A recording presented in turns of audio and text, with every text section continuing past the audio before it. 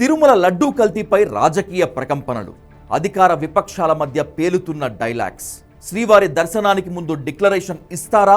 స్వామివారి మీద నమ్మకం ఉందని సంతకం చేస్తారా? డిక్లరేషన్ ఇవ్వకపోతే జగన్ రాజకీయంగా ఇరుకున పడ్డట్లేనా? శ్రీవారి మీద నమ్మకం ఉందంటే యేసు ప్రభువు మీద లేనట్టేనా? డిక్లరేషన్ ఇవ్వకపోతే జగన్ను దర్శనానికి అనుమతిస్తారా?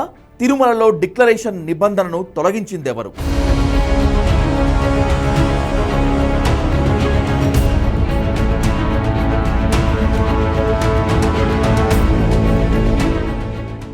తిరుమల శ్రీవారి లడ్డూ కల్తీ వ్యవహారం రాజకీయంగా ప్రకంపనలు సృష్టిస్తోంది. ఏపీలోని అధికార విపక్షాలు మాటల తూటాలు పేల్చుకుంటున్నాయి. టీటీడీ బోర్డు ఇప్పటికే పవిత్రోత్సవాలతో పాటు శాంతి హోమం నిర్వహించింది. కూటమి సర్కార్ పాపాన్ని ప్రక్షాళన చేయటానికి, వారి పాపాలను క్షమించి వదిలేయాలని కోరుతూ ఈ నెల 28న రాష్ట్ర వ్యాప్తంగా ప్రత్యేక పూజలకు పిలుపునిచ్చింది. భక్తుల మనోభావాలతో ఆడుకోవద్దని మంత్రి పయ్యావుల కేశవ్ హెచ్చరించారు. తిరుమల లడ్డూలో కల్తీ నెయ్యి వాడారనేటువంటిది నిజమన్న ఆయన, అపచారం జరిగిందన్నది వాస్తవమేనంటూ కౌంటర్ ఇచ్చారు. వైసీపీ ప్రత్యేక పూజలకు పిలుపునివ్వటం పైన మండిపడ్డారు కేశవ్.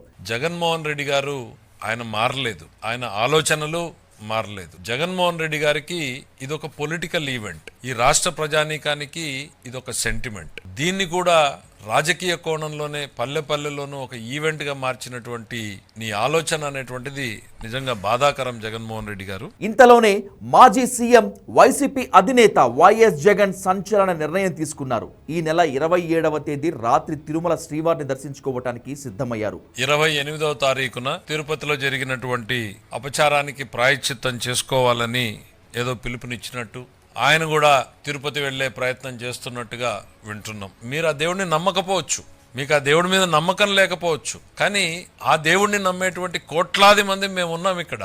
ఆ దేవుడికి మీరు ఒక పొలిటికల్ ఈవెంట్ లాగా దీన్ని తయారు చేయడం అనేటువంటిది చాలా బాధాకరం. దయచేసి ఇక మీరు చేసినటువంటి పాపాలు చాలు, ఇక భక్తుల మనోభావాలతో ఆడుకోవద్దు. మీరు ముఖ్యమంత్రి హోదాలో అనేక సార్లు జగన్మోహన్ రెడ్డి తిరుమల వెంకటేశ్వర స్వామిని దర్శించుకున్నారు. సీఎంగా ఉన్నప్పుడు ఎలాంటి అభ్యంతరాలు ఎదురు కాలేదు. అయితే అదంతా గతం. ప్రస్తుతం కూటమి సర్కార్ అధికారంలో ఉంది. పైగా లడ్డూలో కల్తీ నెయ్యి వినియోగంపై దేశవ్యాప్తంగా దుమారం రేగుతున్నటువంటి ఇలాంటి సమయంలో తిరుమల శ్రీవారిని దర్శించుకునేందుకు జగన్ వ్యూహాన్ని సిద్ధం చేశారు.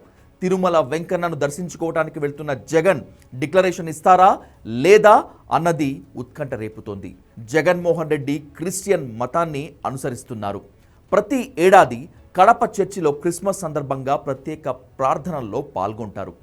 అన్య మతస్థులు తిరుమల వెంకన్నను దర్శించుకోవాలంటే శ్రీవారిపై నమ్మకం ఉందంటూ డిక్లరేషన్ ఫామ్ను టీటీడీకి సమర్పించాల్సి ఉంటుంది. లడ్డు వివాదం వేళ అధికార పార్టీకి చెక్ పెట్టాలన్న టార్గెట్తో తిరుమలకు వెళ్తున్నారు జగన్. అయితే టీటీడీ బోర్డు నియమ నిబంధనలకు అనుగుణంగా నడుచుకుంటుందా, లేదంటే గతంలో వెళ్ళినట్లే వెళ్ళి వస్తారా?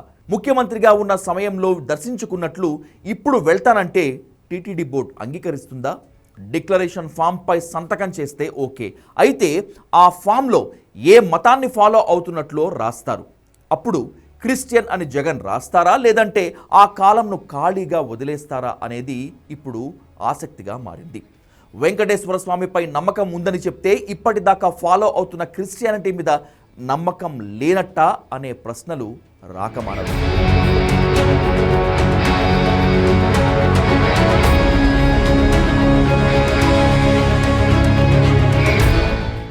మరోవైపు డిక్లరేషన్ ఇవ్వకపోతే కూటమి పార్టీలు జగన్మోహన్ రెడ్డిని ఇరుకున పెట్టేందుకు సిద్ధంగా ఉన్నాయి.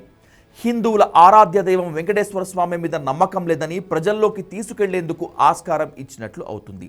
ఇదే జరిగితే జగన్ మరింత ఇరుకున పడినట్లేనని రాజకీయ విశ్లేషకులు చెప్తున్నారు. ప్రస్తుతం జగన్మోహన్ రెడ్డి పరిస్థితి ముందు నొయ్యి వెనక గొయ్యిగా ఉన్నట్లు తయారైంది. శ్రీవారి బ్రహ్మోత్సవాల సమయంలో ముఖ్యమంత్రులు కుటుంబ సమేతంగా వెళ్లి స్వామివారికి పట్టు వస్త్రాలు సమర్పించడం ఆనవాయితీ. గడచిన 5 ఏళ్లలో జగన్మోహన్ రెడ్డి ఒక్కరే వెళ్లి వెంకటేశ్వర స్వామికి పట్టు వస్త్రాలు సమర్పించారు. భార్య భారతీరెడ్డిని మాత్రం తీసుకువెళ్లలేదు. తిరుమల అయినా, బెజవాడ దుర్గమ్మ అయినా, సింహాచలం అప్పన్న ఉత్సవాలైనా జగన్ మాత్రమే వెళ్లి పట్టు వస్త్రాలు సమర్పించారు. హిందూ సాంప్రదాయం తెలియకపోతే అడిగి తెలుసుకోండి భారతీరెడ్డి గారు. తీర్థం తాగుతారు, వాసన చూసి నెత్తిన పోసుకోరు. ఇదేంటి కర్మ అంటూ టీడీపీ విమర్శలు గుప్పించింది. సీఎం హోదాలో ఏ దేవాలయానికి వెళ్ళినా జగన్మోహన్ రెడ్డి ప్రసాదం తీసుకోలేదు, తిలకం కూడా దిద్దుకోలేదు. వైఎస్ విజయమ్మ కూడా ఒకానొక సందర్భంలో హిందువుల ఓట్ల కోసమే రాజశేఖర రెడ్డి దేవాలయాలకు వెళ్లాలని కుండ బద్దలు కొట్టారు. వైఎస్ విజయమ్మ నిజాన్ని నిర్మోహమాటంగా అంగీకరించారు.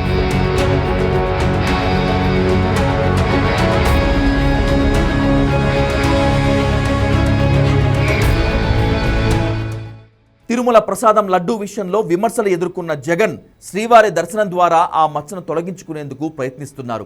ప్రతిపక్షాల విమర్శలకు చెక్ పెడుతూనే హిందూ దేవుళ్లంటే తనకు నమ్మకం ఉందనేలా ప్రజలకు చెప్పుకునేందుకు తిరుమలకు వెళ్తున్నారు.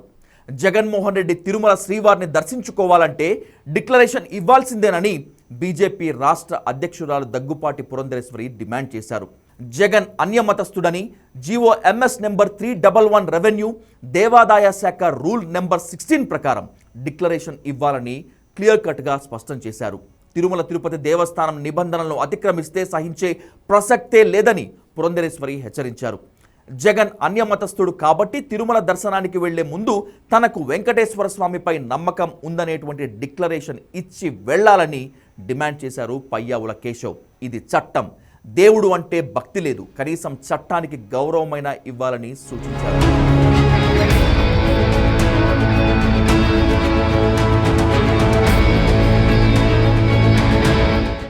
గతంలో కాంగ్రెస్ ఎంపీ సోనియా గాంధీ, రాహుల్ గాంధీ తిరుమల దర్శనానికి వచ్చినప్పుడు అర్చకులు డిక్లరేషన్ అడగలేదు, వాళ్ళు ఇవ్వలేదు. అయితే రాష్ట్రపతిగా ఉన్న సమయంలో ఏపీజే అబ్దుల్ కలాం తిరుమల శ్రీవారిని దర్శించుకునే ముందు డిక్లరేషన్ ఇచ్చారు.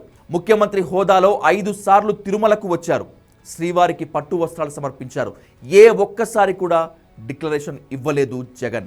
సినీ నటి జయసుధ టీటీడీకి డిక్లరేషన్ ఇచ్చి దర్శనం చేసుకున్నారు. 2012 మార్చిలో జగన్మోహన్ రెడ్డి ఆలయంలో దర్శనానికి వెళ్ళినటువంటి సమయంలో ధృవపత్రం సమర్పించకపోవడంతో అనేక విమర్శలు వెల్లువెత్తాయి. ఆ తర్వాత హిందువులు కానీ ఇతర మతస్థులంతా ధృవపత్రం సమర్పించాల్సిందేనటువంటిది టీటీడీ నిబంధన. తిరుమల దేవస్థానంలోకి భక్తుల ప్రవేశంపై వైసీపీ సర్కార్ అధికారంలోకి వచ్చాక ఆంక్షలు తొలగించింది. టీటీడీ చైర్మన్గా వైవి సుబ్బారెడ్డి ఉన్న సమయంలోనే వచ్చిన ఈ సంచలన ప్రకటన అప్పట్లో ఓ పెద్ద హాట్ టాపిక్. శ్రీవారి దర్శనం కోసం హిందూయేతరులు కూడా ధృవపత్రం సమర్పించాల్సినటువంటి అవసరం లేదని ప్రకటించడం అనేక విమర్శలకు కారణమైంది. అన్య మతస్థులు తిరుమలకు వస్తే జీవితంలో ఒక్కసారి డిక్లరేషన్ ఇస్తే చాలు, ప్రతిసారి ఇవ్వనక్కర్లేదన్నటువంటి వాదనలు కూడా ఉన్నాయి.